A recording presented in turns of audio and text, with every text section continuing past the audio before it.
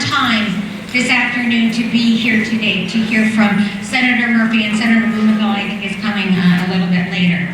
I know we have a lot of elected people in the House, and I don't want to take too much time, but if, I know the state reps, so I have Representative Constantine, Representative Shakes, Representative Maher, Representative Gilchrist, Senator Slack, Farmington,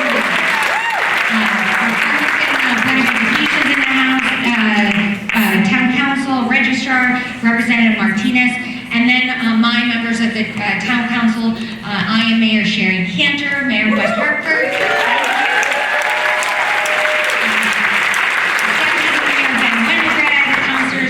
Deb Poland, Tiffany McGinnis, and Barry Walters are also here. If you haven't been announced, I apologize. We have a lot to get to today, as you know.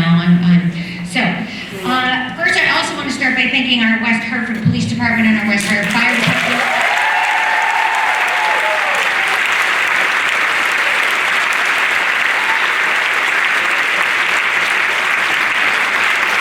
They are tremendous in providing us security today so we can practice democracy.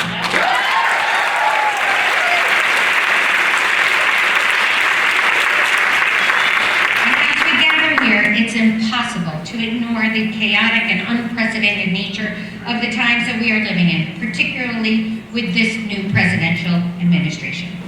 There is a great deal of concern and anxiety surrounding the turmoil in Washington. Like many of you, I share deep worries about the instability created by executive actions that challenge our long-held democratic norms, constitutional privileges, and at times basic human decency. The disregard for groups ranging from law enforcement officers to marginalized communities is staggering, and the attacks on our foreign allies and friends have left us all unsettled. While the disorder may be deliberate, shock and awe is not an effective way to govern. I'd like to take a moment to express my sincere appreciation to our senators, Senator Murphy and Senator Blumenthal, who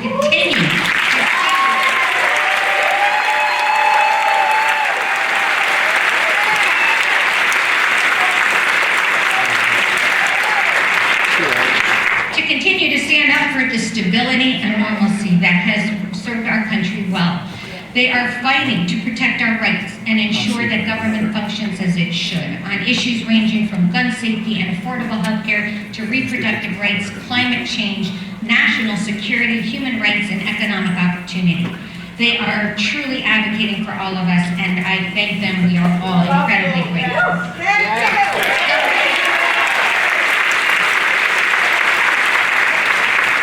Governing is not a game, nor should it be used as a platform for divisive or destabilizing policies. We need leaders who show empathy, treat every individual with dignity and respect, and recognize the real human consequences of their decisions. In West Hartford, we are committed to fostering open, respectful, and civil dialogue. It's crucial that we maintain an environment where meaningful conversations can take place no matter what one's political beliefs. We are a very busy community, and our West Foundation for West Hartford Public Schools had an event today in our town hall, and both of our high schools were busy. So I really appreciate, I know we were at capacity and people being online. I appreciate that. We are grateful to Duffy School for hosting this forum, and forums such as this are vital to our democracy, providing space for all sides of the political spectrum to engage in thoughtful and constructive discourse. And now, it is my honor to introduce my friend, Senator Chris Murphy. Thank you, Senator.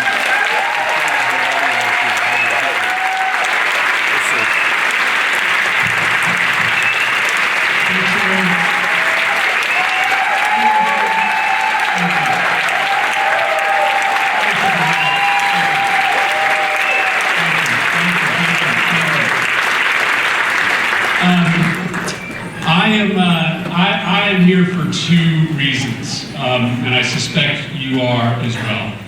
First, I am here because our democracy is worth fighting for.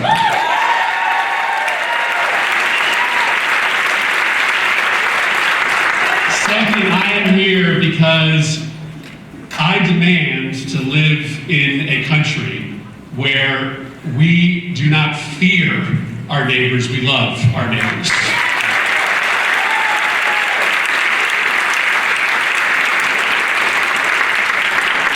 This is not a small thing to put on in about 48 hours, and so I want to give a second shout out to everybody who's made that possible, from the Board of Education to the Mayor's office to the Police Department to the Fire Department. Give a big round of applause to the rest of the community.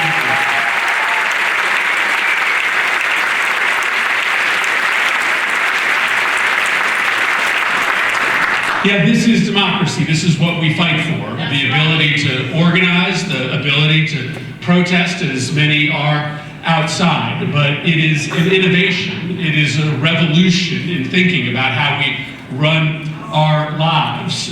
Over the course of human history, 0.0001% of human beings have lived in a democracy where you get to decide for yourself, in conversation with your neighbors, as to what the rules are that you live by. And it is, at some level, unnatural to live in a democracy, right? There's very few other things in our life where we run things by democratic vote, right? Our companies that we work for are hierarchical. One person or a group of people makes decisions. Our sports teams that we follow don't vote on the plays they run. There's a coach, right, that determines what happens. I love my 16-year-old and 13-year-old, but they don't get an equal vote in our household as to what happens, right? So you have to remember that this thing that we've constructed in this country is unnatural. The idea that we all get to make decisions together. And that is a very inconvenient form of government, especially for the elites, especially for the folks who have lots of power, who think that they should just make the decisions for us. Because in a democracy, right, we protect ourselves against abuses from those elites, from those billionaires, from those corporations who just want to amass power. And so I'm going to talk to you for 10 minutes. Senator Blumenthal's going to be here a little bit later. When he arrives, we'll have him say a few words. But most of today is going to be a conversation. I want to hear from you. We've got the room until about 2 o'clock, and so I'm going to reserve most of the time for questions for all of you. But in my 10 minutes, I want to talk to you about what's happening right now, because at the heart of this moment is this economic elite class, these billionaires, these corporations, trying to seize control of our government, and we cannot let them get away with it.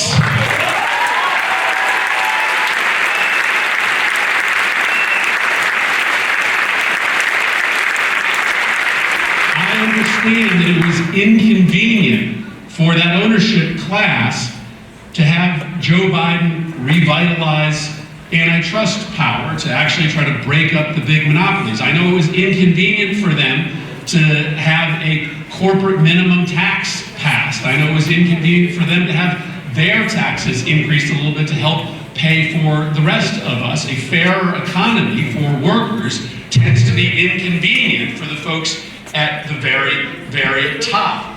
And so what you see happening right now is an attempt to try to seize control of our government using Trump as the conduit by Elon Musk and his billionaire friends.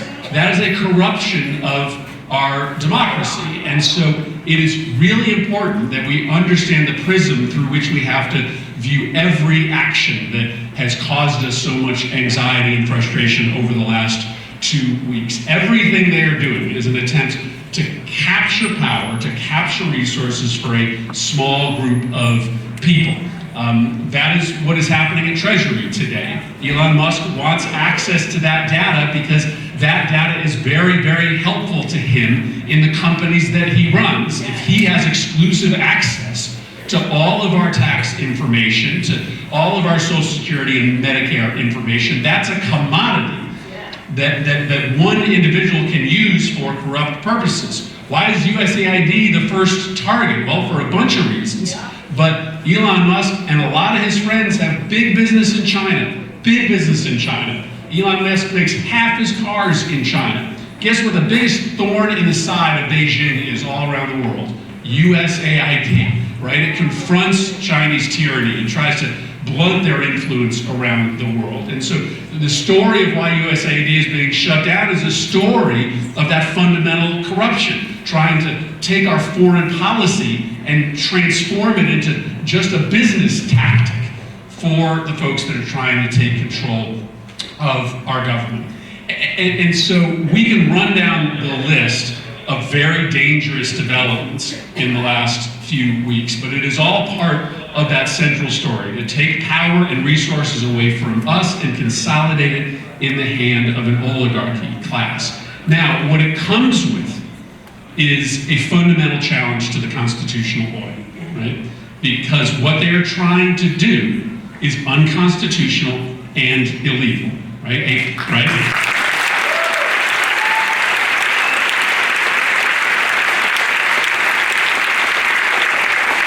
And listen, there was a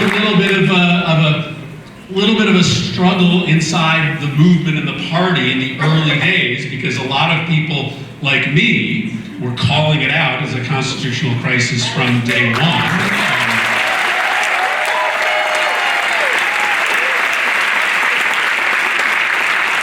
I will just tell you, I am of the mind that their tactic is to flood the zone with as much chaos and corruption and outrage on a daily basis. I don't think the response to that is to wait to find our spots. I think you flood the zone with outrage and organizing.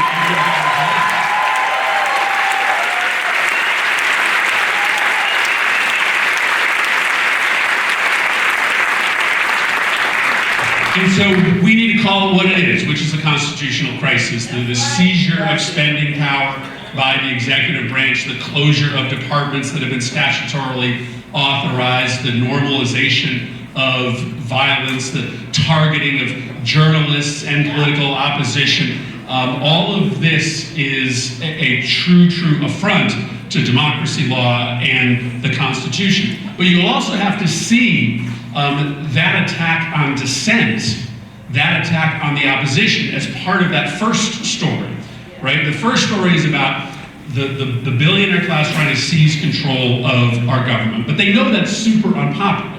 They know what they're talking about doing is not something that can win elections. They're talking about passing another massive tax cut for billionaires, millionaires, and corporations. 8 years ago when they did it the first time, they borrowed all the money. That was a bad idea, but this time around, they're not going to borrow the money. They're talking about $2 trillion worth of cuts to Medicare, Medicaid, the Affordable Care Act to pay for the tax cut, right? That's not popular, right? That's not popular. And so what they need to do is to try to crush dissent in this country in order to get away with a deeply unpopular agenda. And so you have to also understand that those two things are connected. The seizure of our government by the capital class, the owner class, and the attempts to try to destroy our ability to protest. Why do we not let the President of the United States control spending? Why does the Constitution say Congress, only Congress, has the ability to spend money?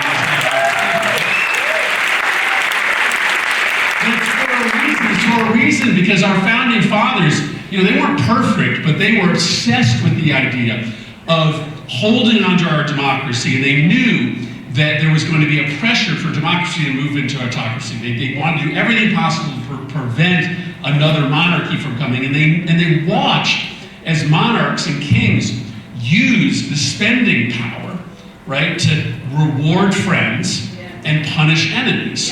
You kept order in part by using the treasury in order to keep people quiet, right, so they get their money or their benefit, and when anybody spoke up, punish them by cutting off, right, whatever it was that they needed. So the reason why Congress has the spending power is because Congress represents the whole country. It's an amalgamation of factions and political interests. And so the Congress is the place that has to decide how money is spent, because that's where minority interests will be protected. That's where you will make decisions that benefit the whole country. And so this effort for the administration to control all spending, it's a fundamental perversion of democracy and the Constitution, because they are going to use it in order to try to crush dissent. And you see that happening already. I mean, I have these awful conversations with our nonprofits in Connecticut who are having trouble paying the bills right now because money has been shut off. Domestic violence shelters that don't know whether they can keep their doors open, and they worry about speaking up. They worry about speaking up because they worry they will be targeted. And this is a difficult conversation and a difficult decision for every individual to make, but I am confident that this crisis is not going to be solved by side deals with the regime that get done quietly. It is only going to get solved by being active.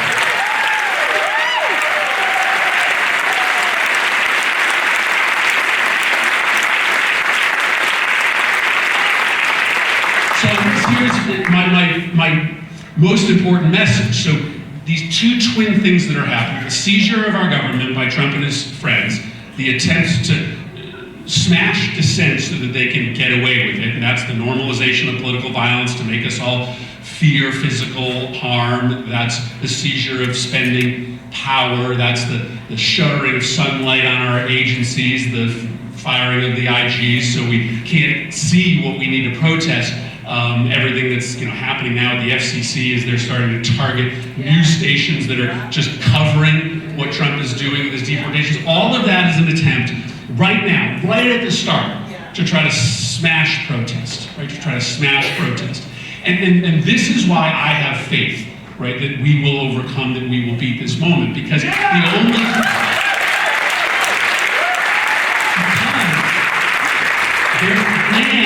plan has to, can only succeed if they make us quiet.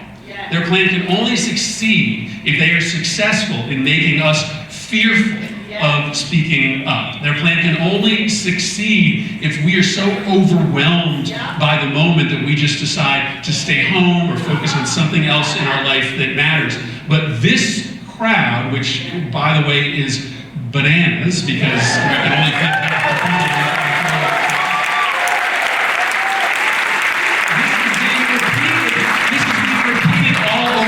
all over the country, right? People are sending a message right now, last week, this weekend, that we are not going to be silenced. We are not going to check out, right? We are going to stand up for our neighbors, for our country, for our democracy.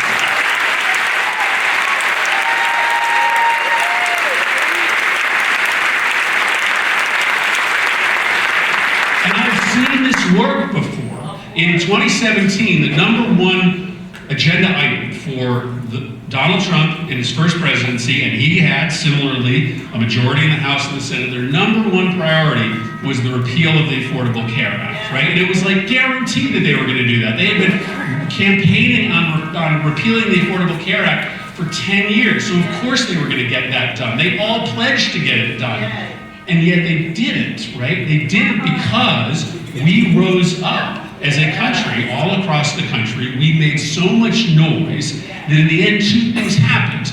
A handful of Republicans decided to vote against it, but then other Republicans just saw how much noise we were making. They kind of dampened the level of advocacy, and all of that together prevented what would have been the contraction of healthcare for 20 million Americans. And so I know that right now, it doesn't feel like we're being terribly successful outside of the courts in stopping the momentum of this attack on democracy.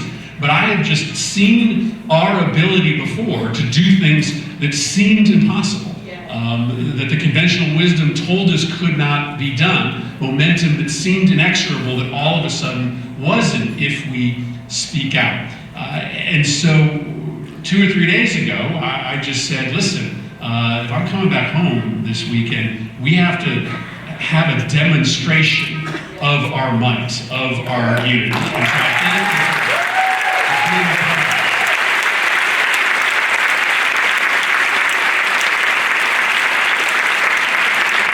Because if they see they cannot crush us in the first few moments of this regime, of this administration, right, then we have a fighting chance. Then we are on a path to success. So this, to me, is that most important moment. So let me finish before we go to questions, just to tell you a little bit about what Dick and I are doing, and I'll speak for myself for now, and Dick will then speak for himself. And then I will just sort of preview what I think are the most important things that you all can do, and then we're going to put a couple microphones out there, and we'll take some questions. And again, when Dick shows up, we'll have him speak as well. Okay, so first, what are we doing in the Senate? So first of all, we are the minority party. Like, we don't run things in the House or the Senate. We don't have the White House, so we're the opposition party. We're the minority party, so we have a limit to what we can do. But I'll just tell you the decision that I have made. Well, this constitutional crisis is still pending until my Republican colleagues get serious about confronting this president's corruption. I am not voting for a single nominee.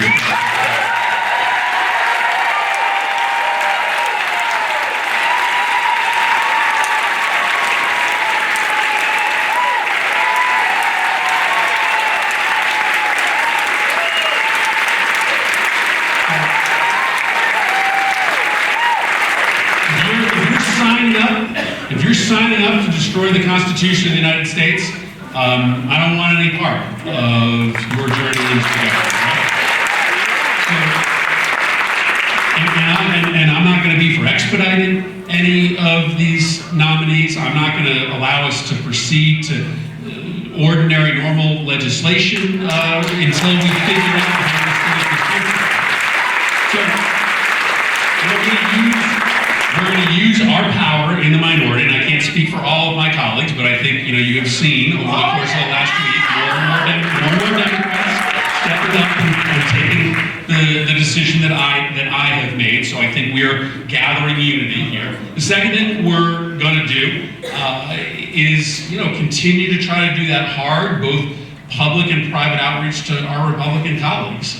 Listen, I understand it looks like they have all decided on silence, and that may be what they decide permanently. But part of our job is to raise that public protest. But part of our job, as United States senators, is to put pressure on our Republican colleagues, at least a handful of them, to stand up and do the right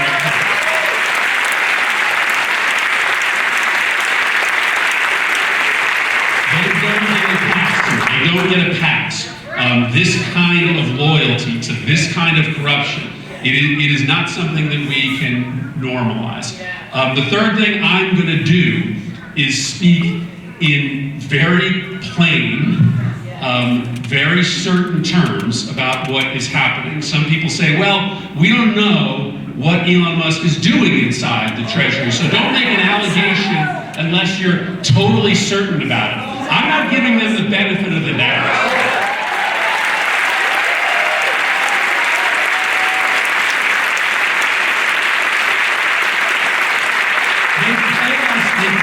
Suckers, right?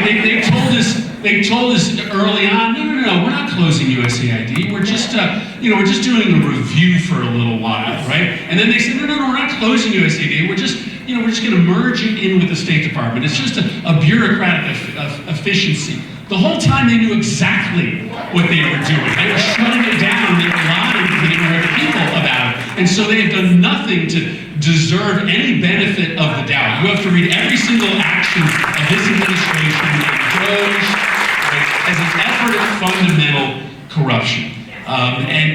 So the third thing I'm going to do is be very plain about what I think the stakes are and what I think their motivations are. And if they want to prove me wrong, then prove me wrong. The fourth thing we are going to do, and right now this is perhaps the most important thing, is to support a lot of these heroic legal efforts that are underway to stop those.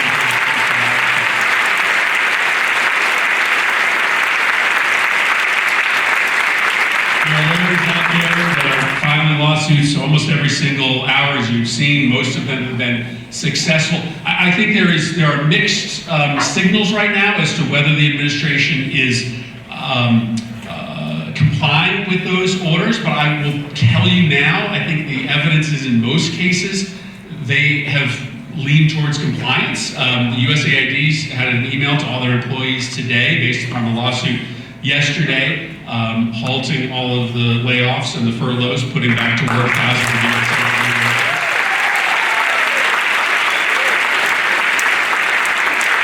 So we are going to support those legal efforts. A lot of the evidence that is necessary in order to support those efforts comes from United States senators and members of Congress, and so we will be supportive of those efforts. And then maybe the last thing for now that I'll mention is that we're obviously going to be deeply involved with this movement that is represented by many people here and all across the country. Because ultimately our success is just derivative of your ability to speak out and be impactful. And so just to make sure that we were able to get to the discussion as quickly as possible, I posted this morning on my Twitter feed. I'm still calling it Twitter, I'm calling it X. I'm still on there, because basically we can't let them tell us where we can communicate and where we can't, but I'll post it on all my other social media today. I put a pretty detailed list of what people can do, right? When people ask me, what can we do at this moment? And so I have a pretty detailed list of how people can be impactful, how people can get involved. This is not a political meeting, so you can look on that social media feed. But listen, it's not rocket science. It's not like you won't recognize a lot of the things that are on there. We've got to both organize politically, organize on the issues. If you've got a little bit of money, there are groups out there that are hurting right now, that have had aid cutoffs that you can help. You can organize a small circle of your friends to do, I sort of called it in my post today, an action circle, where you get together 4 or 5 of your friends and you decide 3 or 4 things that you can do this month that will make a difference, and you hold each other accountable. There's a whole list of things that you can do, from getting involved in groups like Indivisible and Move On, the ACLU, and your local Democratic Party, from assisting the groups that right now are hurting for funds. I will say though, and this to me has always been the bottom line, that there is, I think, a tendency to think these days, where so much of our communication and so many of our relationships are virtual, that it's enough to just kind of have an online protest presence. A lot of things have changed in American politics, but a lot of things haven't. What is still impactful, what is still most impactful, and I think my friends from the state legislature will agree, is showing up in person, right? Just showing up.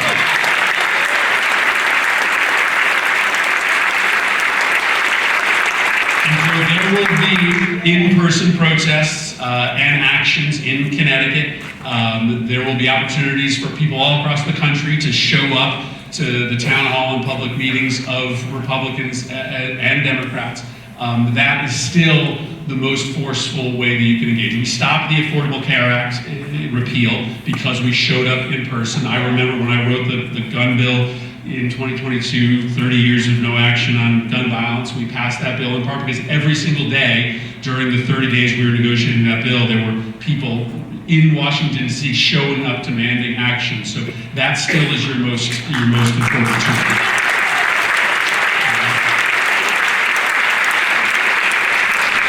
But this is just worth fighting for. It is. I just, people ask me, and then we'll get to questions. People ask me, how are you doing? How are you doing? And no, I don't say not good. I say great.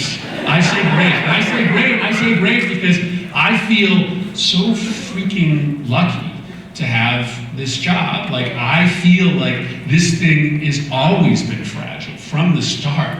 I mean, we decided to do something that no other civilization had ever done. We decided to build a multicultural democracy, right? No civilization in the history of the world has done those two things together for as long as we have. Decide that all of us get to make decisions for ourselves.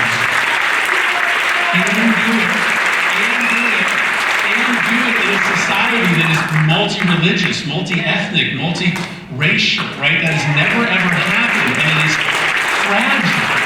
It is fragile because of course there are always moments where you have this instinct to retreat to your tribe, where you want to believe arguments that the things that are bad in your life, well, it's somebody from another tribe that's to blame for that, right? There's a biology inside of us that responds to those arguments. And of course, democracy has become pretty efficient. And this version of democracy is not doing well for regular people. So when somebody comes along and says, just throw it out and give me power, that's attractive as well. So these threats, while they're scary, come from an understandable place. And so I get up every day feeling just great about the chance that I get to be in the middle of protecting something that is pretty wonderful, pretty revolutionary, and worth keeping around for another 240 years.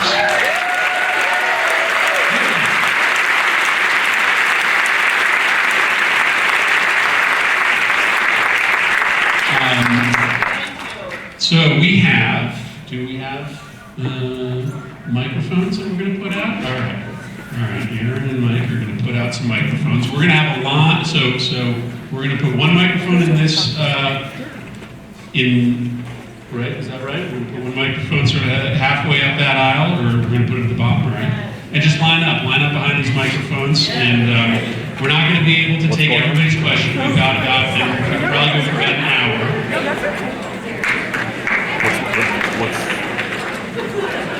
What's going on? That will probably be the number that we can get to here, the people that are lined up right now, because this will probably be about 40 questions. Okay. All right, let me make a suggestion here as folks are lining up.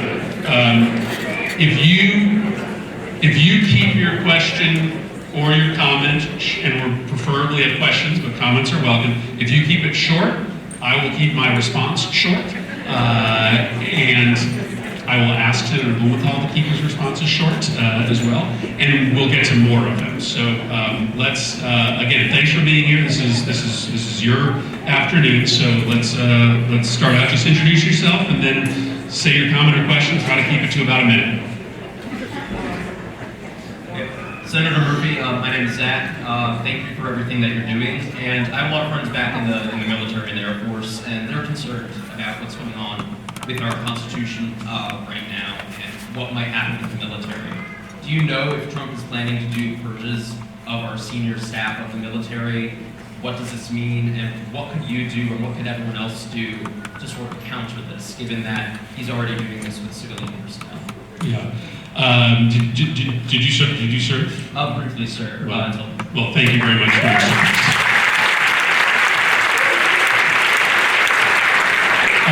So a tried and true technique of autocrats or would-be autocrats are these purges, right? Loyalty pledges. You can only serve in government if you sign up for the political priorities of the leader. Obviously, that is what's going on right now in many of our agencies. We have not yet seen evidence of this at the Department of Defense, but I think you would expect it, right? You would expect that you have some vetting of leadership to make sure that they are pledging personal loyalty to the president. One of the most worrying things from the early confirmation hearings is the simple question that was asked to people like Pete Hegseth, Kash Patel, and others: if you get an unconstitutional or illegal order from the President of the United States, will you obey it? That's a pretty easy answer for most nominees, right? It's no. You have no obligation as the Secretary of Defense or a commanding officer to implement an illegal or unconstitutional order. They would not answer that question. And because you don't get those jobs in the Trump administration unless you have told him you will do whatever he says, whether or not it is legal or illegal. I am beginning to see, right, a growing discomfort from my Republican colleagues. They haven't done anything about it yet on this issue of loyalty pledges. If it starts happening in the Department of Defense, that may be additional reason for Republicans to stand up and speak up. So no, have not seen it yet in the Department of Defense, but I'm obviously expecting that it'll probably happen everywhere. Senator Murphy, my name is Jason Cohen. Thank you so much for making the time and visiting us today. I'm a New Canaan resident. My wife and I feel that education is a very important issue we advocate for, especially it seems like there's a lot of decisions being made in regards to education without a lot of being informed behind that and really understanding the impact that our special needs children could face and their families One, would like your point of view on what we can do if certain actions happen in terms of depowering the Department of Education or completely eliminating it. And secondly, I have a background in strategy. I've helped a lot of businesses make a lot of money, and I'm really tired of feeling like I can't have a voice in this because of things like you said, with fear of speaking up. And I'd like to understand how to get more involved in helping this be successful. Thank you. Well, appreciate this topic. Listen, I have spent my life working on behalf of kids with disabilities, and I constantly remind folks that that is one of the primary roles of the Department of Education, is that they stand up and speak up to make sure that discrimination isn't normalized inside our schools against children with disabilities.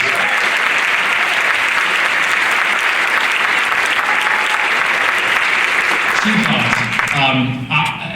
It is a little hard sometimes to convince people to rally around protecting USAID. It is not relevant in most people's daily domestic lives. It is a lot easier to get people to rally around the destruction of public education, right? So, they are probably planning on trying to shut down the Department of Education. That is terrible for our kids, but like, bring it on. This country will not permit the privatization of all of our public schools so that private equity runs our elementary schools.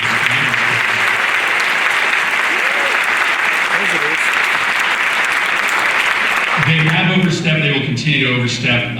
There will be a lot of new people who will enter this fight if they really try to destroy the Department of Education. And I understand this trepidation about speaking up, but this is kind of like a Spartacus moment in that if we all decide to speak up, right? If everybody who is impacted by this speaks up, then ultimately it makes it a lot harder for them to target all of us. So this is the moment where collective voice.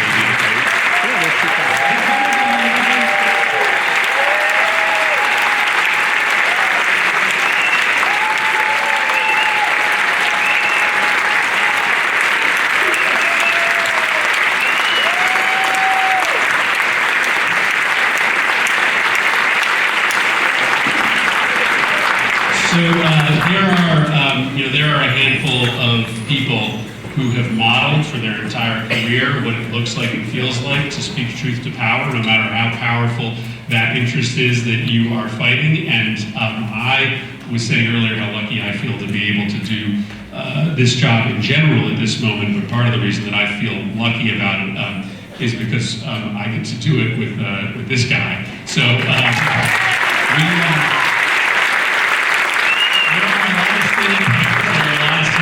Dick says there's a lot of Senate pairs where there's a lot of rivalry and they don't get along and they're working on the same issues, and not with us. I get to do this job with somebody that I have learned a lot from and that I consider one of my closest friends. So we're in the middle of questions, so and as you can see, we're not going to get close to all the questions. So I don't know, fire folks up first. I will just say thank you. Thank you.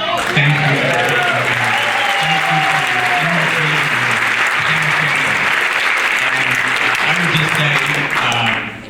Very, very simply, we are determined to fight. Yeah. We will fight with every tool, every resource that we have. And you know about the unconstitutionality, the illegality, the absolute immorality of what is happening today. It is a testing time for democracy. It is a testing time for us. Yes. Do not obey in advance. Do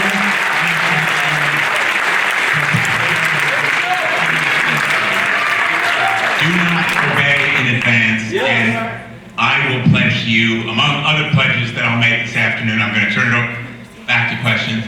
I will not vote for any cabinet nominee.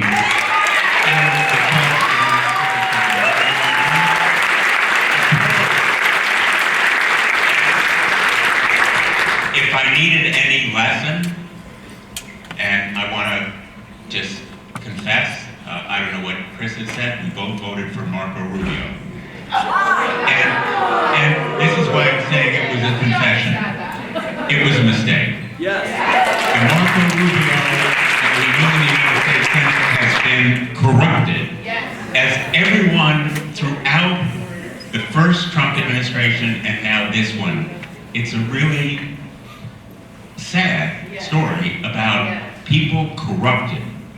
And we see in this administration a historic heist, a theft of information, of money, going to billionaires, benefiting Elon Musk. He is the face of this administration, make no mistake.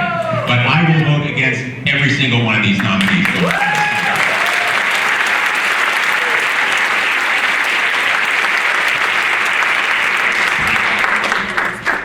Hi, I'm Mr. Hartford. Nice to see you again. Thank you for all you're doing. Simple question. Will you oppose any legislation that gives more tax cuts to the rich and big corporations, even if there are also some cuts for the middle class in the bill? I think I can probably answer for both of us. So they're going to try to dress this up as some tax cut for the middle class. It's not. It's going to be the same version of the last tax cut. The last tax cut gave tax cuts to the wealthy that were 852 times bigger, I think I already said this, than to the least of us. We're not going to let them get away with that. But also this time around, as I said, they're not going to borrow the money, they're going to cut our benefits. So there's no way either of us are going to vote for that kind of tax.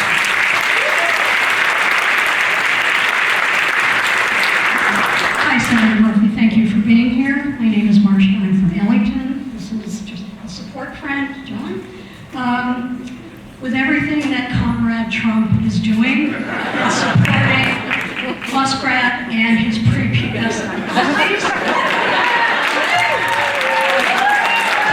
all like to spread the lie that our Social Security and Medicare is an entitlement. What can we do as everyday citizens to make sure, I've worked for many years, our Social Security and our Medicare is protected? Well, you know, that is a really important question. Social Security, Medicare, and let me raise an issue that hasn't gotten a lot of focus because I'm the ranking member on the Veterans Affairs Committee. Do we have any veterans here? Raise your hand.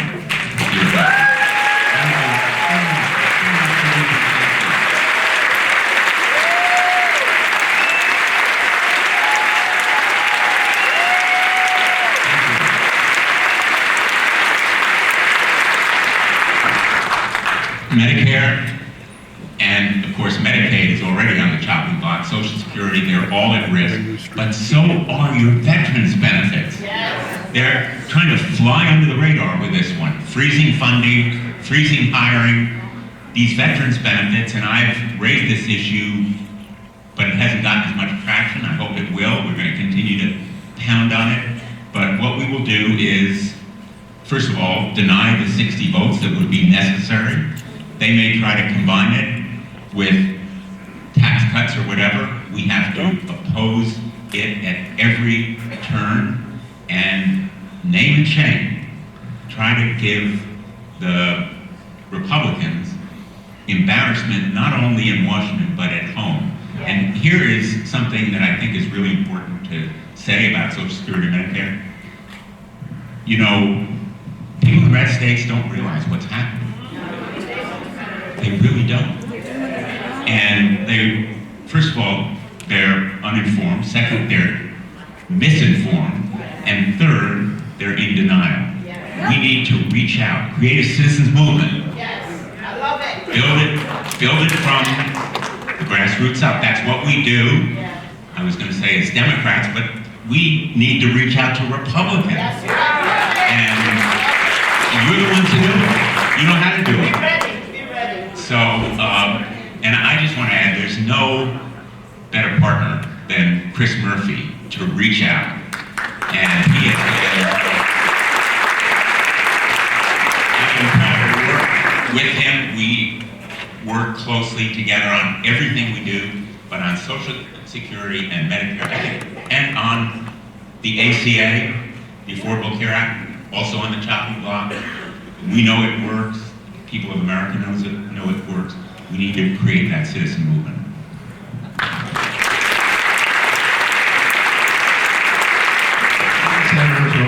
I have two quick questions. Do you have a way to find out if the state of Connecticut is getting all the funding that was approved by Congress by the provide administration for infrastructure, schools, SNAP, Medicaid, and Head Start. How can we tell the President Musk and his tech bros are not withholding legally appropriated funds by Congress of our state? The people appointed by this office to these offices are there to destroy the agencies. And the second question, as we head into the 2016 election cycle, where do you see our chances of taking back one or both chambers and pump the brakes on the corruption and the criminality of this administration?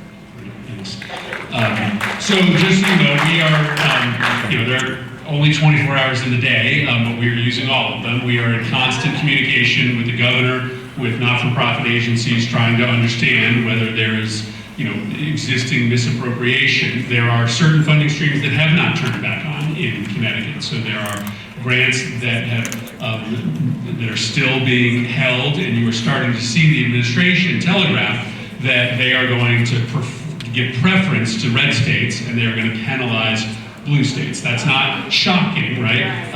But that is the future here, that they are going to start moving federal funding away from states that didn't vote for Donald Trump. Now, there's going to be court order after court order because the president doesn't get to decide where money goes. Congress decides where money goes. Already, the court orders kicks Musk's people out of the Department of Treasury, and if they try to override the funding formulas that we have written that make sure everybody gets a shot at education dollars, transportation dollars, veterans dollars, there will be court challenges to those decisions as well. So we remain in, literally hourly touch with the grant recipients and with the state to try to track this, and we feed that information straight to the folks that are bringing the lawsuits so that they have the best information possible. I'll probably refrain on answering the question about the elections just because this is, not a political meeting. I will just tell you that ultimately, that's what has to happen. You have to elect people that care about the Constitution, that care about democracy, that care about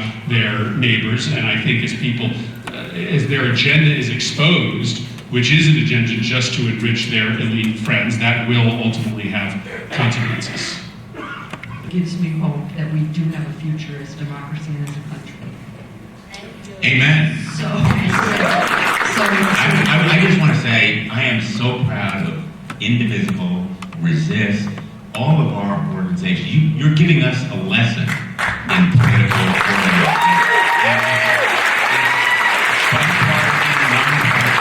Exactly what we need in citizen energy and activism. Thank you. Well, thank you. It's an honor, privilege, and beyond excited to be involved.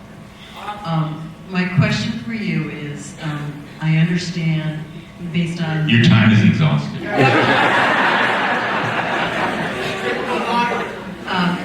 I know there's a limit to what you can do based on procedural rules in the Senate with the nominees, and you're doing everything that you can do.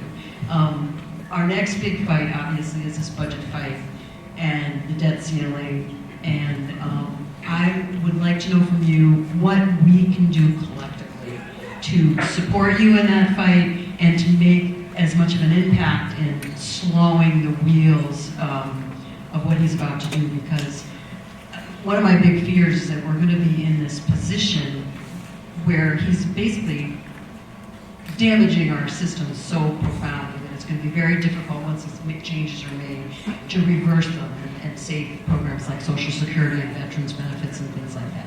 Yeah, great question. What can you do to help us? Educate, organize, amplify. Because here's what they're going to try to do, and it really goes back to the question of, disguising tax cuts. They're going to try to pass either one bill or two bills. They can't get their act together as yet, but they're going to try to make it really hard for us to do the right thing. For example, they'll have defense spending and money to build submarines, which we as senators from Connecticut would find it difficult to vote against, but we may have to. You need to get the word out as to why we are doing what we're doing, why we are voting against every one of these nominees, why we are taking the stands that we do, because, I pass the folks outside. They have a voice too. And then there are a lot of people who are not paying attention the way you are. Educate, amplify, inform. That is so important, and organize in exactly the way Indivisible and Resist are doing. Thank you.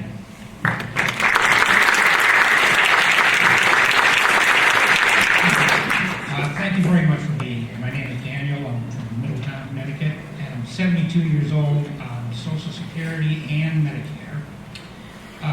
I was a lifelong Republican until I moved back to my home in Connecticut in 1996, where I registered unaffiliated. I have voted for the Democratic ticket ever since. My question is as follows. With the Republicans holding a majority in the House, both the House and the Senate, what is your actual strategy for overcoming the deluge of misinformation and disinformation to ultimately bring sanity back to the executive and justice departments and save our democracy? I truly fear that we're on a fast-moving, crazy train to autocracy. And no good end in sight. I personally feel hopeless. Well, do not feel hopeless. I mean, look at this crowd.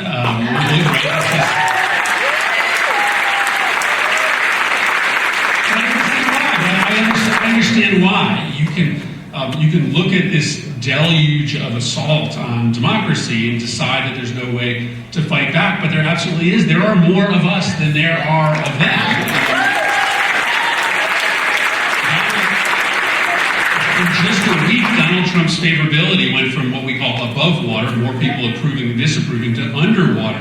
And it's happening not just amongst the crowd that's here. There's a poll that shows in just 2 weeks, Republicans went from 47% of them believing that Elon Musk should have a big role in the administration to 27%, right? So when Republicans look at Elon Musk having control of their tax data, they were like, wait a minute, right? We don't want that either. So there is an ability to organize our way out of this. And so I hope you don't feel hopeless, because I already see a path to be able to convince the broad swath of the American public that they need to be with us here. So this is an important moment. Like I said, if we survive this moment and show that they have not destroyed us right out of the box, we have the ability to win this heading, into the spring, summer, and fall. And ultimately, the elections will really matter. It will really matter. We sort of have to survive right to the elections as a democracy, and if we do that, we'll be in a position to blunt and then reverse a lot of the harm that they've made. Thank you for being here. My name is Gail. I'm here on behalf of Shalom UCC New Haven. And as a faith community, we have faith in democracy. What my question is what do you think is going to happen with the court system? Are our court systems going to hold? I have a joyful transgender grandchild.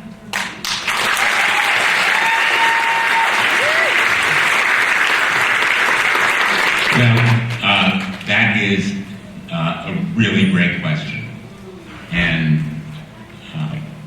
I think there is a lesson here. First of all, aren't we glad that the Biden nominees, and I am on the Judiciary Committee, so I looked at every one of them as they came through the committee. 1/3 of all the judges now on the federal bench, 1/3 are Biden nominees. To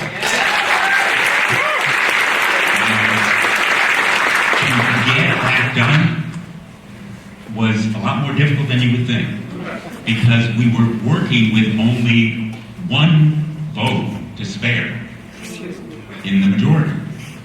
Tough to do, but we did it, and we worked together as a team.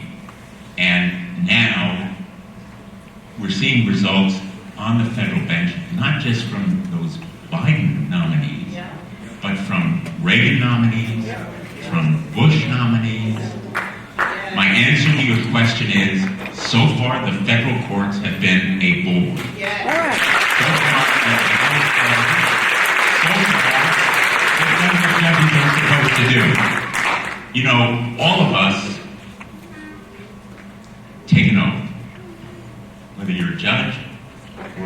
private in the Marine Corps Reserve as I was, or you're a senator, or you take an oath not to the President of the United States, not to any government, to the Constitution.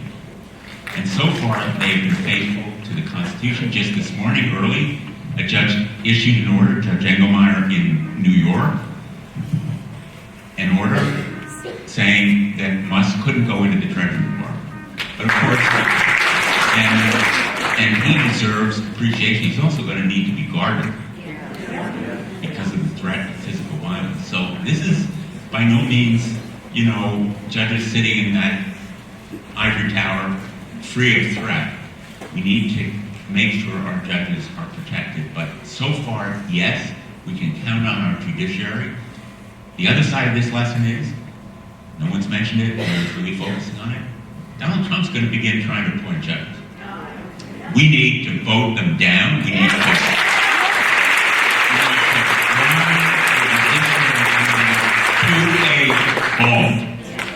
make sure that we take as much time, delay, and make sure, I shouldn't say delay for its own sake, but of course we'll give these judges every ounce, every minute of scrutiny they deserve. And so the focus on the judiciary is very, very important. And I hope you will be in touch with us about the judiciary, just as you are on the cabinet nominees, because they are as important in many ways. Lifetime appointments to the United States judiciary. And of course, the big unknown here is the United States Supreme Court. And what will be done, here is the really dark side, and I want to just give a very blunt, full answer to that question. What happens when Donald Trump says, okay, you've issued your order, enforce it? You might say that to the United States Supreme Court too. J.D. Vance has said that. We need to be prepared for that kind of blatant illegality. Now, I am hoping that at that point, my Republican colleagues will finally have some spine. Will finally stand up. But we're going to need you. We're going to need you at that moment. Thank you. I first want to say thank you so much, Senator Blumenthal and Senator Murphy. I mean, without you guys, I don't think we would have been where we are today, because it just seems like a lot going on at a fast pace, and we're not able to catch on. I personally apologize. We called your phone several times. We swarmed the phone lines, and we were on it. We get other folks from different states, from red states, to do the same to their senators. And so we have a little thing going. My thing is that I'm very, very intentional here. When are we going to do the civil disobedience? Because I'm ready.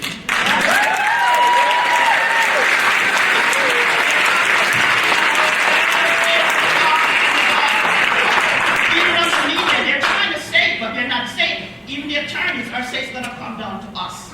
So we are ready. Miss Invisible lady there, we are ready. The military buses over there, and everybody. We need to send a clear message that is more us than them. And right now, the case is so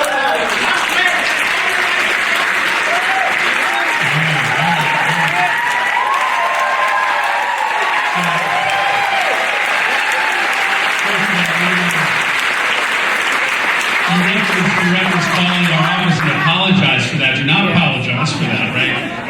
You can imagine the calls that we're getting into our office from a lot of people supportive, a lot of people anxious, but obviously we're getting calls from some pretty awful voices as well. And we are so well served by the folks that work in our offices. Many of them organized this event today.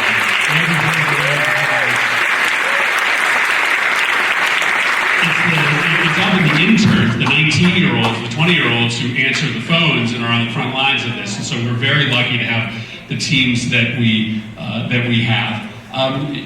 Listen, obviously, we are going to mount whatever defense, whatever legal defense is necessary to save this country. Right now, as Dick said, the courts have stepped up. Right now, the courts have done the right thing and issued rulings in accordance with the Constitution. Right now, for the most part, the administration has followed the stays. We're still collecting evidence. We don't know. It's very possible that there will be that constitutional crisis that Dick is talking about. But for now, this is really important, right? This is the first step to sort of show up in these big numbers, to display a sense of unity and outrage.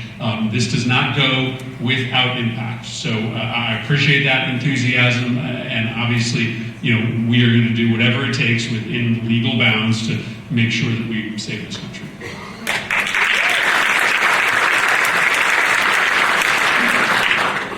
Hi, Nathan White. I'm on the Manchester Democratic Town Committee.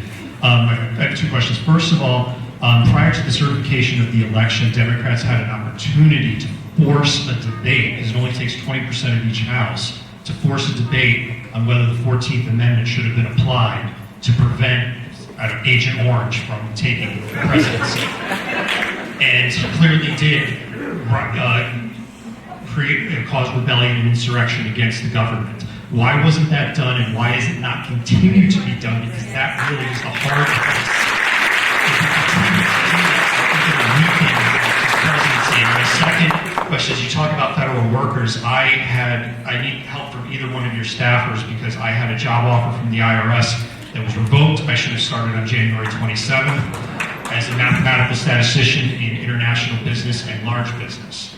And even Ottman Golden, the biggest employment law firm in the country, will not take my case. I need help from someone in your staff who will take my case.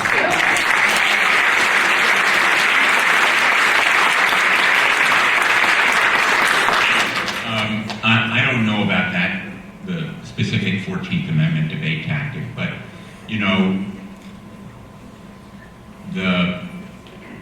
the Democrats, but really the people who hold office, whether it's U.S. senators or the Vice President at the time, Kamala Harris, made a decision that we were going to show our better angels, so to speak, that we were going to show what a peaceful transition of power looks like. That was before a lot of what we see since. If we had known what was coming,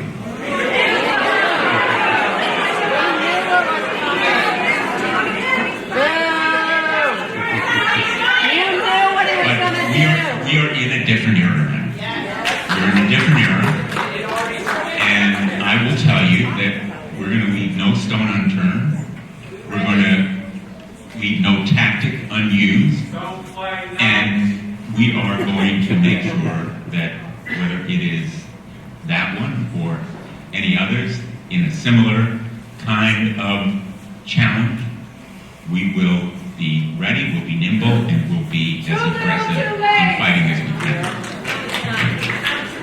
Let me just say, as we go to the next question, let me just say one thing that I think is important to say.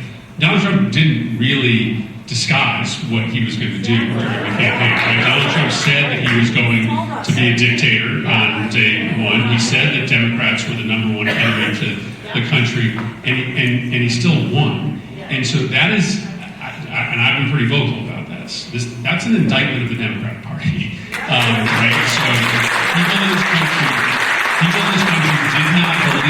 did not believe that we were really going to stand up and fight for working people. They did not believe that we were going to fundamentally change the way that the government works so that it stands up for regular people. So amidst this moment, where this is a political comment, I understand, and I said we tried not to do politics here, but amidst this moment in which we need to fight back, we also have to do a very hard look at the Democratic Party and make sure it's speaking.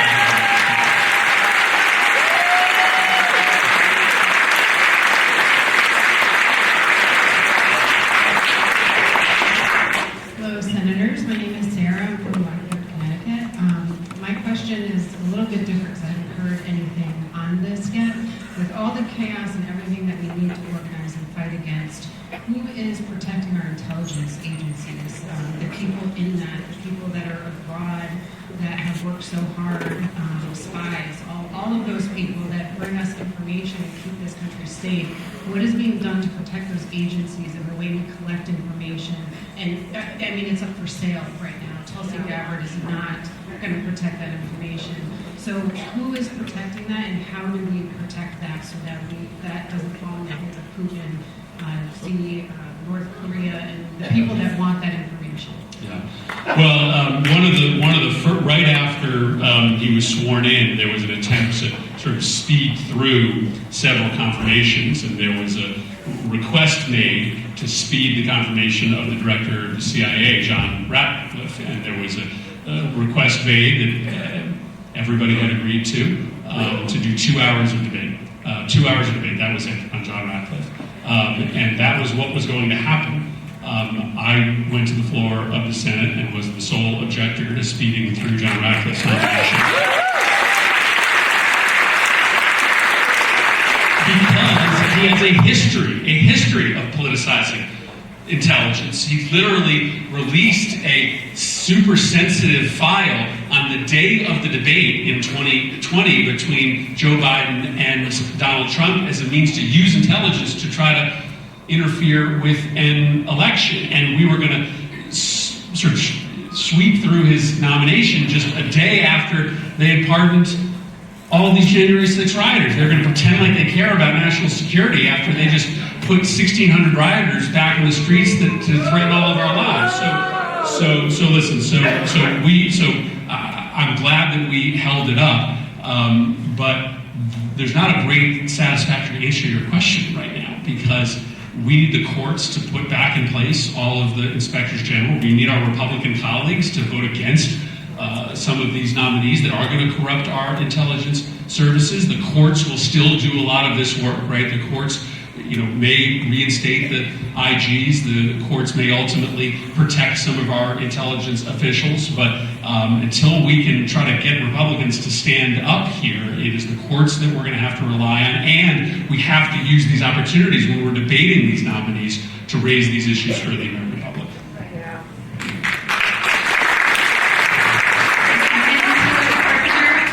I work in refugee resettlement in Windsor, and I'm also an attorney. I represent immigrants, both documented and undocumented.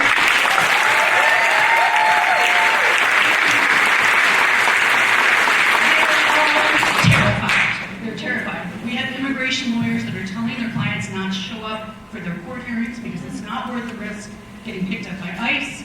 We have refugees that are here legally that don't know that their status even protects them anymore, and I don't know what to tell them. So my question for you, and this is echoing off of what was said a little bit earlier, is how far are you willing to go to protect these vulnerable populations? South Korean legislators were willing to fight truth to get into buildings that they had a right to be in. John Lewis put his life at risk.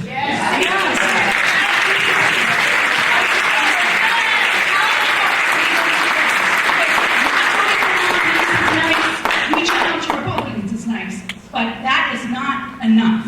We want to know,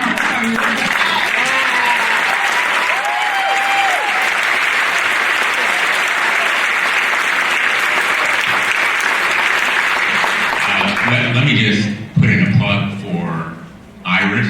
Everybody knows about Iris. Be in New Haven tomorrow. Wilbercross High School. Run for Refugees. Noon. And you can show your support. Now, there's going to be a snowstorm. Right? I'm going to be there as long as they have it. But that kind of showing is very important. We need more than showing. We're going to fight for legislation, and we're going to try to fight for pieces of legislation that will really make a difference. On the Temporary Protected Status Program, on the Special Immigration Visa Program, SIV, talking about the Afghan refugees. The administration has pulled the flights for 1,600 Afghan refugees. They have targets on their backs. They can't return to Afghanistan. They have helped us. The Taliban will kill them and their families. But those 1,600 refugees no longer have planes to come here because the administration has stopped them. Take So, the 1600 January 6th, guys, and send we them will go and we will do and go as far as we can to be effective. We have to be effective. That's what John Lewis did. He was effective. And if you have ideas, this is an ongoing conversation. This is an ongoing conversation. I'm learning as I listen to you, as questions are raised about what we can and should do, but we need to work together and we need to be part of a team. We can't alone get stuff done. Alone, we can take stands, and we will, but to stop bad stuff from happening, we need to work together as a team.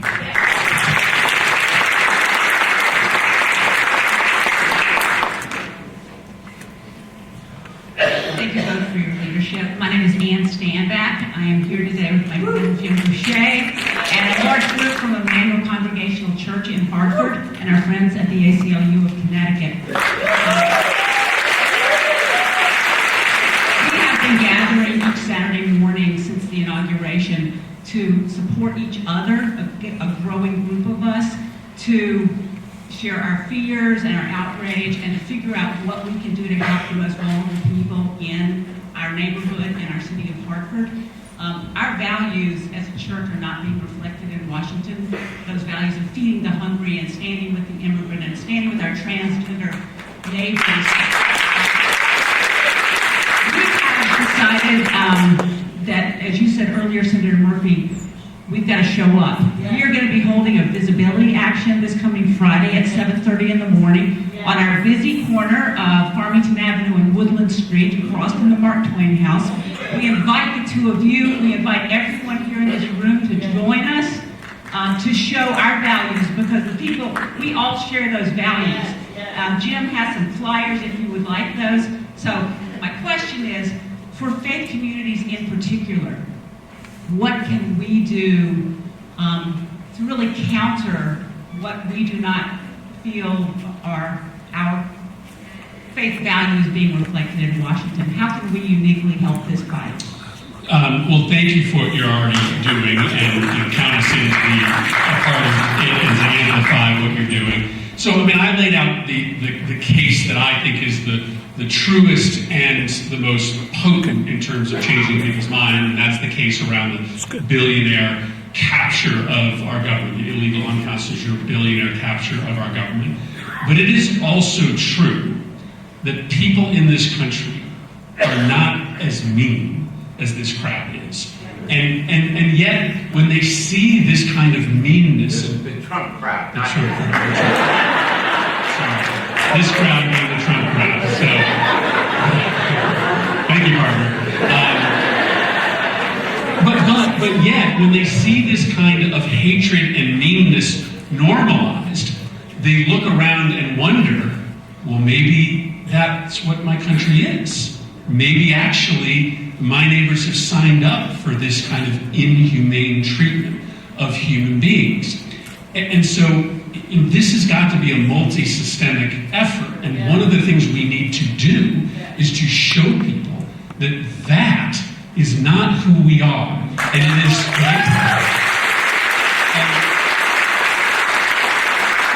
and it is okay for you to decide, perhaps, to align yourself with folks who might not share your specific political values just because you don't want this country to be defined by division and hatred. And the way that you give people confidence to do that is not just through politics, it's just by doing good works and showing folks that this is actually who we are and this is who you should be as well. So, I mean, there's so many different lines of effort here. The rallies and the actions are important, but just modeling the kind of behavior that actually is in the heart of human beings, it's part of what a good resistance movement is.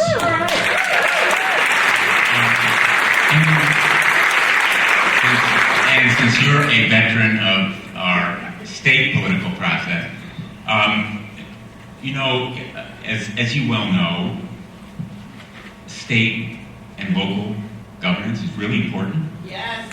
to focus your attention on electing good people. We're lucky in West Hartford, in fact, we're lucky in Connecticut to have some great state legislators. They're here today. Thank you for coming, and thank you for your steadfastness and courage. But that's true all around the country.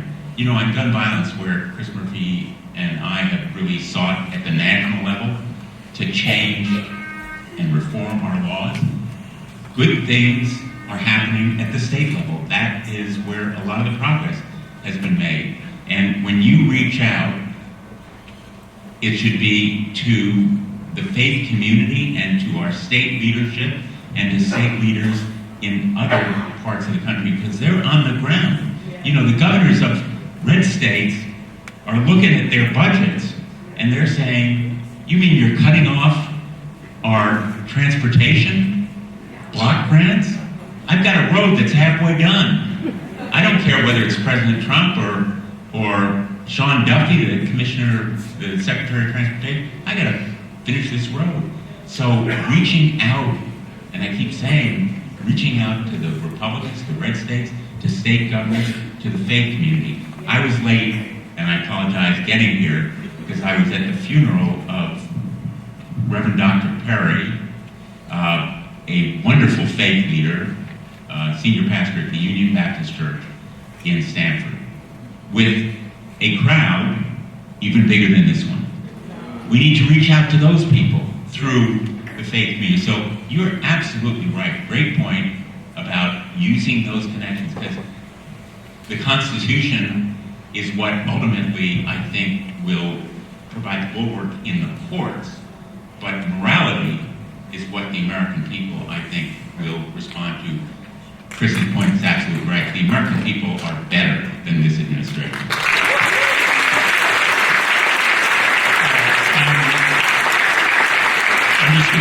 I'm just going to preview for you that we're not going to be able to get to everybody in line here, and I apologize. We are working 24/7 right now, and so we're keeping a schedule around the state and in Washington. So it's not because we don't love you, but because we're trying to do everything possible. So I'm going to recommend that we sort of do two at a time here, and we'll try to respond to two at a time, and we'll maybe get through a third or half of this line. So go ahead. Please keep it short, and we'll keep it short.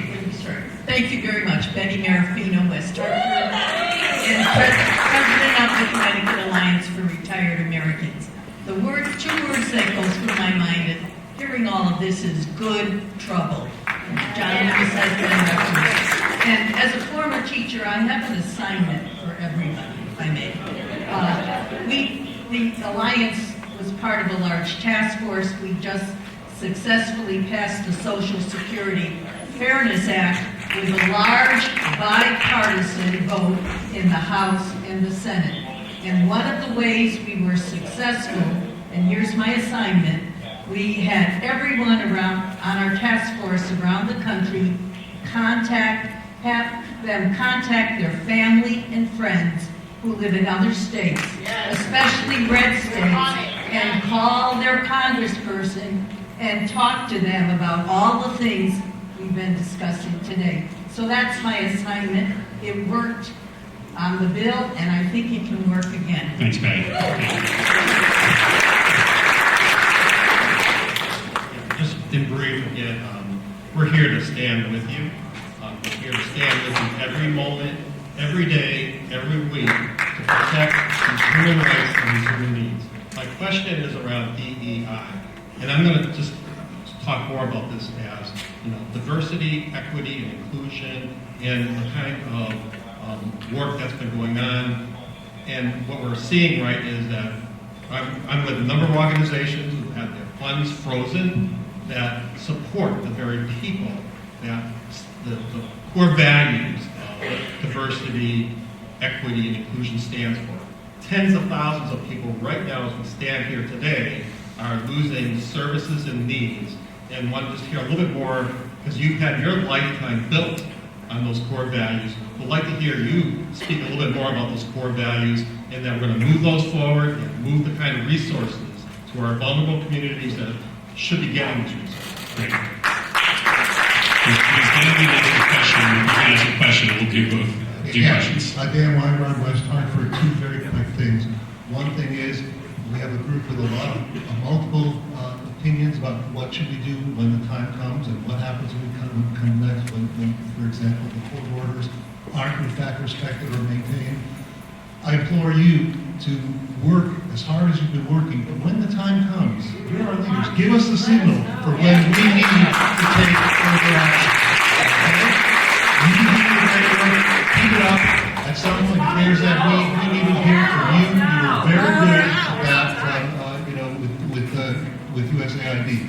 The other question, very quickly, that I have is around the House. And what I've heard, what I'm hearing is the House Democratic leadership is not potentially willing to play hardball on this. I don't want to cast aspersions on our Connecticut delegation in the House and but do you have any comment on that? Anything we can do to make sure that the House really works as hard as you guys have in the Senate? I'm willing to do whatever it takes. I agree with Dave. You have to be strategic about this, but we're going to have to do exceptional things over the course of the next 6 months to save our democracy. The House doesn't have the same ability we do, right? They need our votes to do certain things in the Senate. They don't need any Democratic votes to pass anything in the House. I think, as I mentioned at the outset, there is just some disagreement as to whether you sort of reserve power and sort of use it occasionally or whether you use it every single day. I told you earlier, I'm in the category of use whatever power you have every single minute of every single day. And on this question of DEI, I think the thing that we can do is just call it out every single time for what it is. It is white male supremacy.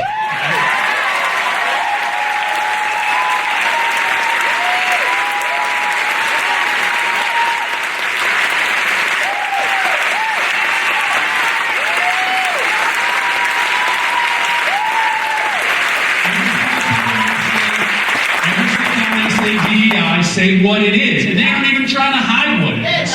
They aren't even trying to hide what it is. Within hours of that plane crashing, they basically came out and said the reason that this country isn't safe is because we have women and people of color working in airports and the FAA. They're not even trying to hide what they're doing here. At West Point, they shut down all the ethnic clubs except for the white European ethnic clubs. They're not trying to hide what they're doing, so don't let them get away with this. Call it out for what it is, because people do not support that, right? It is true that, the consultancy that comes into your company and, some people may not, be down with, they are not down with white male supremacy, right? They're not on board for an all-out attack on the idea that the only people who can do jobs in our government are men of one race. It is just not where the bulk of this country is. So don't let them get away with what they are selling. Call it out for what it is.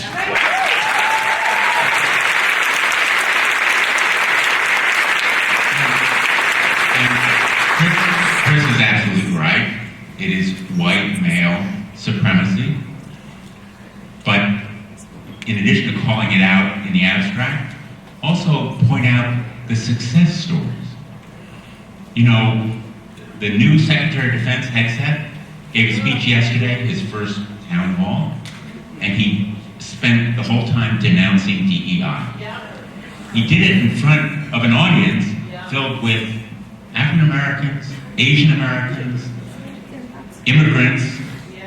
If you ask the military about DEI, they'll say, we need to reach out. We're short on recruitment. We need to get that talent and energy.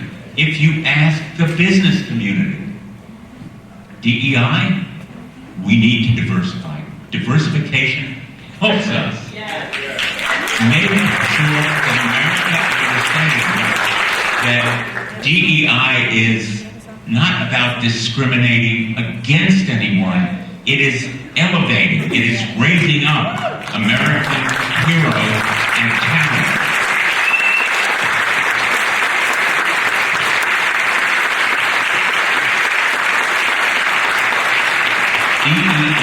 DEI exemplifies American values, and for Donald Trump to denounce minorities because there was a plane crash is the ultimate demagoguery. It's what we saw, and I hate to say that, it's what we saw in Germany. It's what we saw in Germany before the ultimate atrocities happened. And we need to stop it now. Do not just read over. Do not take it for granted. Do not be complacent. We need to tell other Americans, and many of you have contacts in the business community. You know, there's another community that needs to be energized. They're all, frankly, trying to go alone. This is not a time for going alone. We need to reach out to them and tell them our democracy is at stake. They know that diversity in their workplaces, equity and inclusion makes them stronger.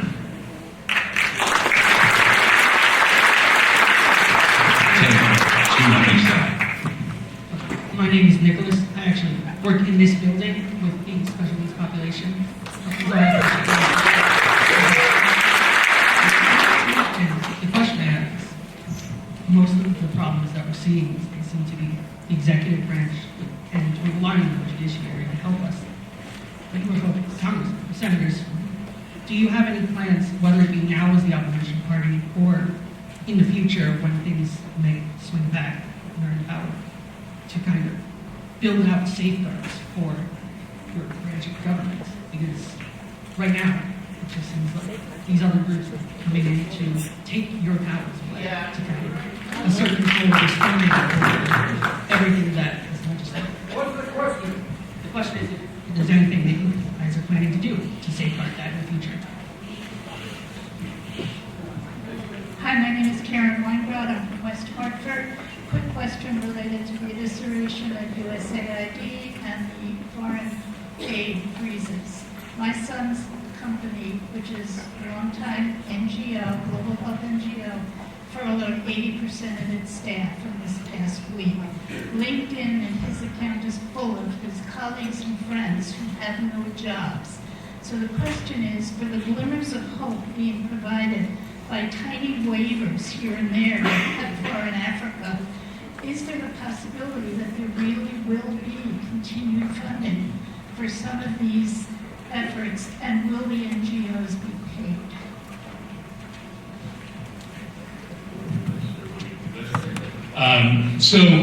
This is a longer conversation, but Congress has empowered the executive over the course of decades in a way that is indefensible, right? I have been fighting for a long time on the issue of war powers, right? I have brought resolution after resolution on the floor of the Senate with Democratic presidents and Republican presidents to deny presidents the ability to go to war without the consent of the people. And so you are right that this is a moment for us to take a step back and have some self-reflection on what the legislative branch has done to empower an executive to be even in a position to get away with this kind of corruption. So count me in for that work. On USAID, the court order yesterday puts all those USAID employees back to work. I can report to you early this morning, an email went out to all USAID employers and contractors that they are to report back on the job. And so those contractors need to be I have been deeply, I'm a member of the Foreign Relations Committee, many of you know I'm deeply engaged with foreign policy. I've spent much of the last 3 days digging into this waiver process. The idea was that, the funds were frozen, but you could petition the king, right, to have your money turned back on. The waiver program didn't exist. It was pretend, right? Like all of this is pretend. Nobody was getting waivers because there was nobody to process the waivers because they'd fired 98% of the staff. And so I did a long sort of statement yesterday, an expose yesterday on what we had found out with the waiver process, and we will continue to highlight how they lie over and over and over again about what they are actually doing. But the good news is that at least for the time being, until the case moves its way up the court system, our USAID personnel are back on the ground saving lives all around the world. Let me just on that point, your son works for an NGO contractor, just add about USAID. This is just a small example. Everybody assumes $40 billion going to USAID is just shelled out to people abroad. Well, it employs Americans. And it buys soybeans, corn, and wheat from American farmers. It buys pharmaceutical drugs from American manufacturers. Here again, we need to dispel the disinformation and misinformation and across the board make sure that people understand it is good as a humanitarian program. It's good because it serves our political self-interest abroad to prevent China from filling the vacuum and stopping terrorism, but it's also in our self-interest. And on that question, I think that we need to get Congress and the courts to protect themselves against the overreach from the executive. It's not just this administration, it's a continuing process, and it's not just on foreign policy, it's on executive policy. You know, the Secretary of Transportation, day before yesterday, sent out a directive that he is going to allocate administration money for transportation based on marriage rates and numbers of children. Can you imagine something more absurd, but also more illegal? And he's doing it with a directive that needs to be challenged. So we need to make sure that the executive branch is not usurping powers in every sphere and bring it to light. They already are. Let's go. We're going to do three more on either side, and then we got birthday. Hi, I'm from New York, Connecticut, and I'm worried about our right to vote being tampered with. With the upcoming 2026 elections, maybe that they will use that as a test for tampering with the 2028 elections. And this is why. When Trump was speaking to a Christian women's group while he was campaigning, he said, "You won't have to worry about ever voting again," and a lot of stuff beyond that. This was on major news networks, and it's also on YouTube in case you want to see it. And number two, Republicans tampered with suppressing votes by getting voters removed from state voter lists during the 2024 election cycle. They were very aggressive at doing that. Is there anyone guarding this or monitoring it? If they can hack the Treasury, they can hack voter machines and voter lists. Voting is a tenet of our U.S. citizenship. It's why you guys are here. And we all rely on that. Without it, we are sunk as a democracy. Let's go over here. Hi, I'm Jeremy Pressman from West Hartford, and I'm a proud member of Indivisible Connecticut. In the interest of Senator Blumenthal welcoming ideas from the audience, I want to urge you to continue something particularly, Senator Murphy, that you've been doing using video clips. Some of the people, there's 500 people here or more. We're going to go talk to lots of people, but you don't see a lot of 18 to 35. And to reach those people, you have to front your colleagues in either house, like Representative Ocasio-Cortez or Representative Ross McCain, who are out there speaking to the younger generation of our country. When they do something in the Trump administration, like cut indirects, that doesn't mean anything to people. But if people go to Children's Hospital in Hartford or in every children's hospital in this country and show that cutting indirects is cutting health care for the sickest children in our country, people will understand. So I urge you, please, find your colleagues to understand how to use that technology. And I know you both do that, but there's lots out there. Please keep doing it.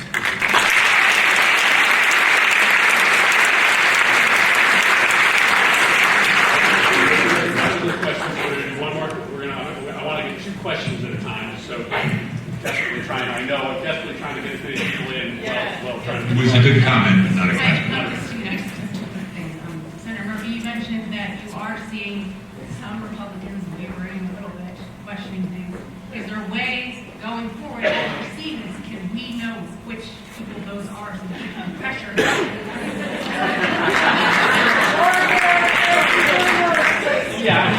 Okay, I'll let you, well, I will, but we can't count on it. So we're going to have to do this ourselves, right? With escalating tactics to raise the urgency. So I'm happy to, it's the usual suspects that get covered normally that may join us. The problem is, even if they join us in the Senate, the House Republicans are against democracy. Like, they aren't like secretly worried about the attacks on democracy. They are on board for the attacks on democracy. So for the foreseeable future, it's hard to get legislation passed through the whole process. So we are going to have to do a lot of this ourselves. We can do it ourselves. We've got a couple special elections coming up right here in Connecticut, in which we can make a statement. We can do more on the Senate floor, but we'll certainly share that information. There's just a little challenge.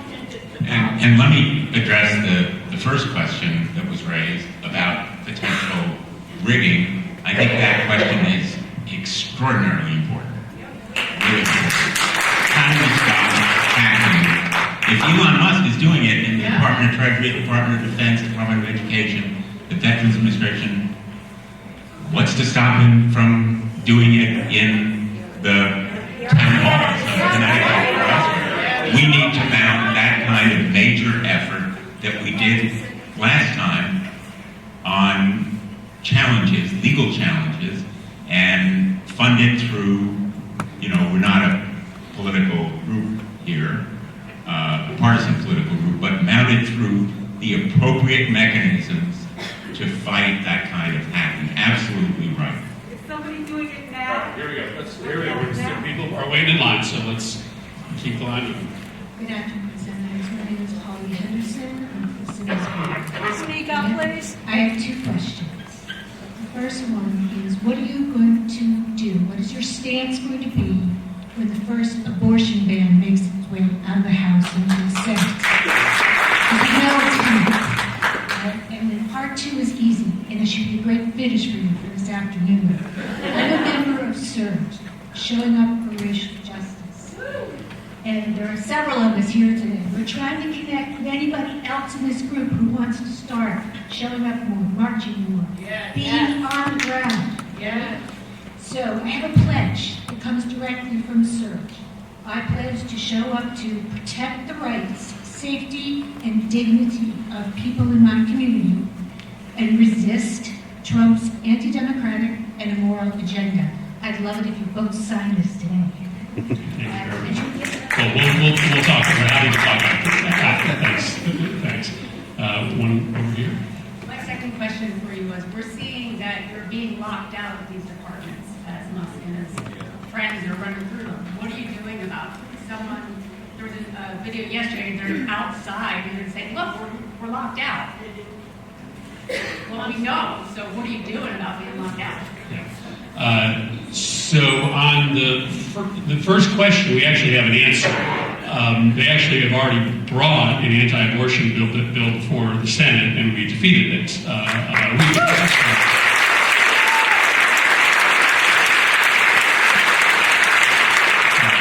of course, you have the pledge from both Dick and I that we are going to obviously not just vote against any bills to ban or restrict access to abortion. We're going to lead the fight against them. So there's no issues there. I mean, listen, in terms of the lack of entry to these buildings and the lack of access we have to understand what's going on inside, for now, that is going to be litigated. And you saw that Musk was just kicked out of the Treasury Department. We will confirm today whether that is true. We will litigate our access to these departments. And, the first step you need to take in building this kind of thoughtful resistance is to first go through the normal channels, right, the court process, to get your rights enforced. If the courts are corrupted or you aren't delivered the kind of relief that you are guaranteed by the Constitution, you look to other tactics, but we will go through the court system right now to make sure that we see what is happening inside these departments so that we can do our proper oversight as members of Congress. Let me just add a word on abortion, because it goes back to what I was saying earlier about the states being important. We're going to be very proud of Connecticut.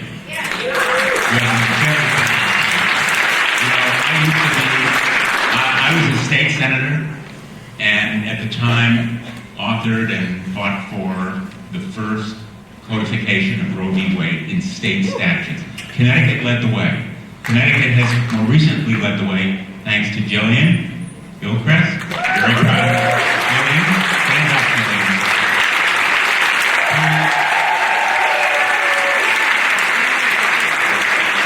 Who worked with this guy, Matt Blumenthal, Matthew Blumenthal, who's from Stanford, to protect doctors in Connecticut against criminal prosecution from other states and to protect women who come from other states to have abortions. And this is an example of a state statute that makes a real difference. Now, at the federal level, I've authored a bill for the last close to 15 years. It's called the Women's Health Protection Act. The Women's Health Protection Act tries to do at the federal level what Connecticut has done in protecting Roe v. Wade. When we first wrote the bill, the idea of reversing Roe v. Wade was unimaginable. The Supreme Court is doing unimaginable things literally every term now. But states can make a difference. Connecticut can make a difference. Support your state legislators and your local officials, Republicans and Democrats. Women's reproductive freedom used to be a bipartisan cause. We need to make it bipartisan again. And we need to make it an American issue again, protecting us from the lottery from Donald Trump. All right, let's have our last two comments here. Apologize, guys. Thank you. My name is Lisa Pirelli from Fairfield, Connecticut. And like you, Senator, I think you began this afternoon stating that you choose to live in a country where we love our neighbors, not fear them, and I agree with you. And I have been really struggling, as everyone apparently has, with all the chaos that we're living in today. My concern and my question, and this is not necessarily for you, but I would like to have a discussion soon versus later. What are we doing to prepare ourselves for 2026 and 2028? How are we navigating? What are we doing now that we've reflected about the mistakes that we've made in reaching the American people? How are we going to navigate to take back the House and to gain more senators and then in 2028 make president a Democrat? What are we doing now? Because I know we're consumed with all that's going on now, but we can't lose sight that in less than 21 months, we're going to be electing new congressmen and senators. What are we doing? Brad Klein, Bloomfield, DTC, and my wife and I are proud grandparents of a grandson.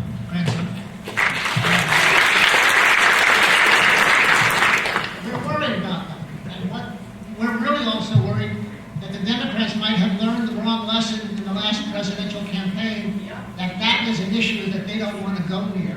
Whereas those of us who love our kids want them to be protected. So what can we expect from the Democratic Party?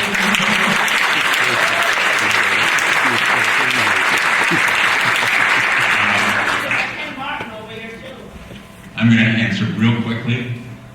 First of all, we're working every day on 2026, 2028.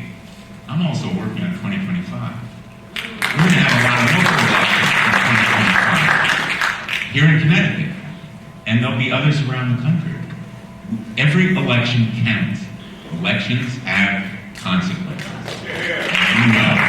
And we can't just talk to people who agree with us. We've got to get out there, do the hard work of winning elections.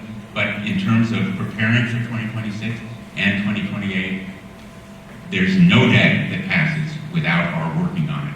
And if you like, we can talk afterward about some more of the details. In answer to your question, I can't speak for every Democrat, but I think you've gotten a sense of where we stand.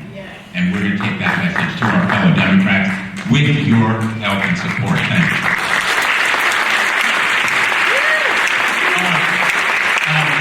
Listen, we appreciate everybody being here today. Again, we are working 24/7. We don't take a day off or an afternoon off, and so we're going to try to continue our schedule of getting around the state and the country to try to organize this.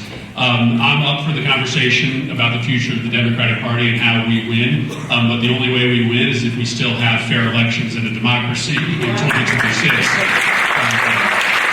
And so we want to do this together, right? We are learning as we go. I'm humble enough to sit here today and tell you I do not have every single answer about the tactics that are necessary, but we are going to lead. We are going to take risks. We are going to speak truth to power because we understand what the stakes are in front of us. These guys are trying to destroy our democracy. They are trying to seize power. They are trying to turn our democracy into some hybrid of an oligarchy and a kleptocracy, right? We are not going to allow them to do that. And so I am thrilled by the turnout here today, the fact that we have people in overflow rooms. This is happening at every single one of our meetings all across the state. We've been at infinite rallies in Washington, D.C. this last week. We will be back down there again on Wednesday. I think both of us feel like the luckiest two people in the world that you have chosen us to be in this spot. It won't mean that we will get it right every single time, but I wake up every single day seized by this moment. I don't sleep at night because I'm seized by this moment, because I realize that both of us have this unique responsibility, given a mandate by you to stand up for decency, to stand up for humanity, to stand up for democracy. This is one of those moments that you will tell your children about. You will tell your children about.